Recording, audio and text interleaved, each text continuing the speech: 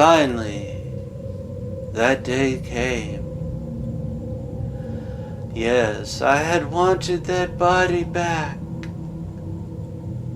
The day of the full moon finally arrived. And I waited at the bedroom window, having waited all day for the blue skies to fade. And now, it was several hours before the midnight time and the witching hours. And then I could end this prison sentence, which at first was a blessing, but which now had become a curse. Be careful of what you wish for, they say. Isn't it strange how what we wish for, it always seems like it's a blessing. Such is the way of desire, to reveal to us its curse, yes, its punishment and torture, its suffering, its regrets, and shame and remorse. I waited for the full moon to finally strike the air, as it was just a chip off the block away from becoming full in the midnight hours tonight. And all hope was lost for me now to win her charm back. Sweet Melinda, that is no longer sweet, that has run sour, the fruit's gone rotten to our love yet again. I am now belittled to something less than a man, no longer a man even.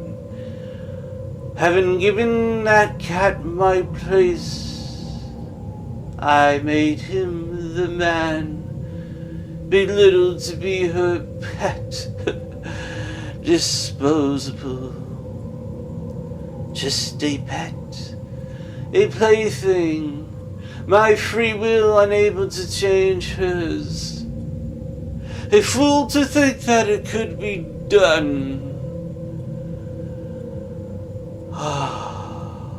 Nothing had changed. All of this sudden turning of the corner she had with me.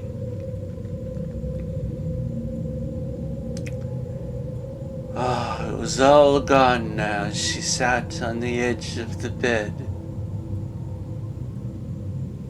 fixing herself a layout of new lingerie, priming her pink places for him, my nemesis, that cat, as she lay there, her fingers through the same lingerie that I had always begged her to wear, but she never would. Yes, all this less attention spent with me now. I despised the moment he would walk in here, and the torment I would have to endure with him inside. Inside of my mind, as the sense would trap me in, the sense of my old body on her chin, cheeks, and legs, and arms, and bosom.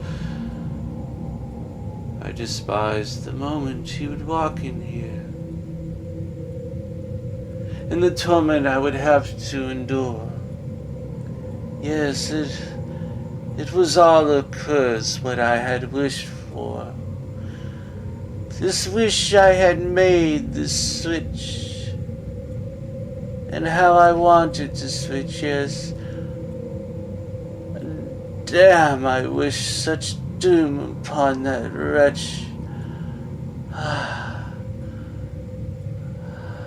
If if I could switch back and he could become this cat, and she would dispose of him at the shelter. That was the last hope I had. Not to rescue our love, but to get back at him. To leave him unable to touch her in the ways that I needed to too. For him to be unable to be loved by her in the ways that I needed to be too. Damn this fur. Damn it. Some time had passed. As I watched her set a bottle of wine by the bed and 2 glasses. Tonight was the night I would do it, and I would switch back. Upon that full moon while they were in the bedroom, I couldn't wait for the final hour to come before that moon was a full moon. She stepped over to the lights and made them dim and struck a match to light the candles as I crawled over to the pillow to watch. No scent of that wretch on the pillow. Faint sense of my urine faded away from the bleach. And she came over and lifted me. I had tried to resist her removing me away, but she was too quick and took me off guard and lifted and held me tight, walking me away back towards the sofa in the living room. Not tonight, my dear, she said. Not tonight, she said. You'll be in here. I walked over to the kitchen and watched as she took a knife and cut into a cube of cheese. White slivers peeling away, orange crumbs and specks that stuck to the knife from the wax as she sliced away. More of the cheddar.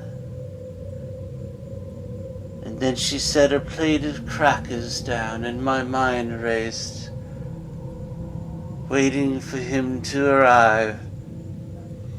Remembering that accident outside after we had switched,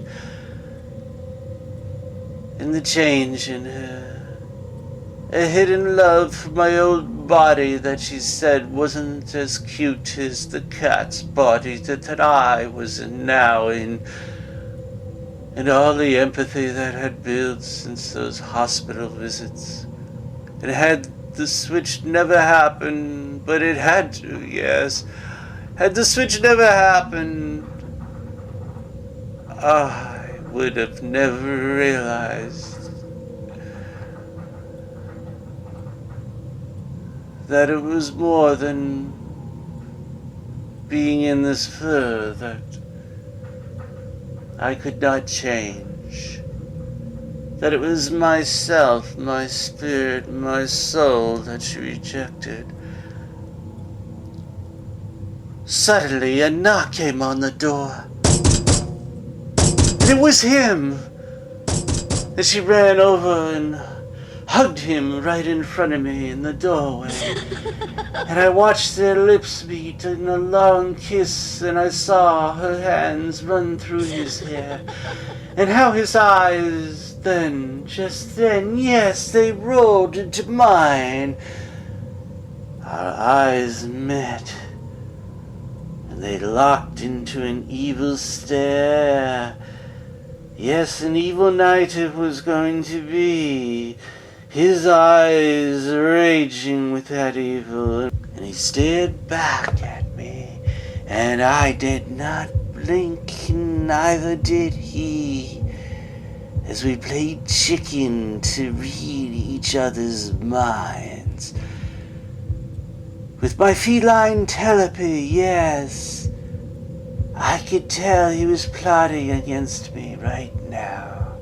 Yes, he had been all along to get rid of me.